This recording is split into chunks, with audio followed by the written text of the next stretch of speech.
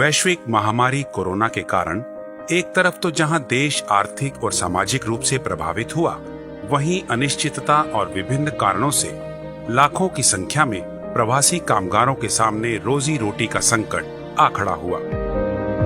इस संकट की सबसे बड़ी चोट अगर किसी पर पड़ी है तो हमारे गरीब श्रमिक वर्ग पर पड़ी है। उनकी तकलीफ शब्दों में नहीं कही जा सकती।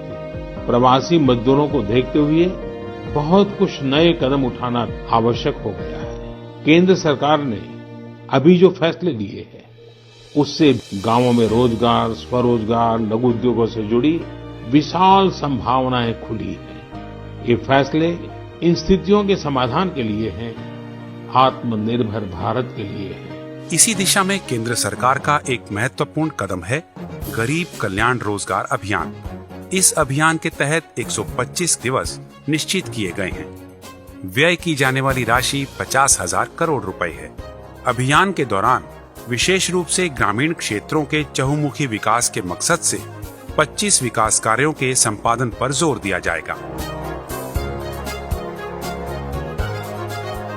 जिनमें सड़क, ग्रामीण आवास, बागवानी, पौधारोपण, जल संरक्षण से जुड़े कार्य, आंगनबाड़ी, पंचायत भवन के साथ साथ जल जीवन मिशन आदि विभिन्न कार्य शामिल हैं।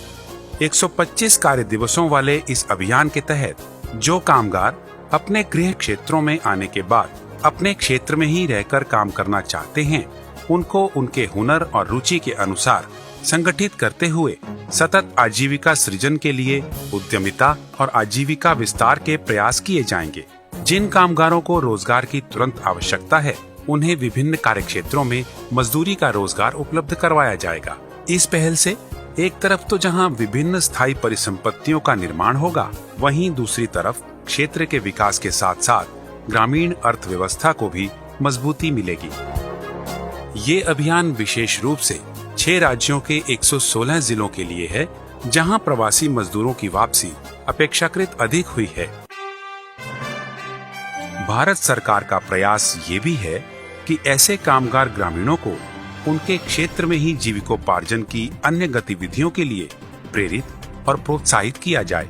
गरीब कल्याण रोजगार अभियान की गतिविधियों को निकट भविष्य में सतत प्रक्रिया के तहत जारी रखते हुए अभियान को एक सशक्त आधार के रूप में स्थापित करने का प्रयास केंद्र सरकार द्वारा किया जाएगा, ताकि ग्रामीण क्षेत्रों में रोजगार और विकास के नए आयाम खुल सकें।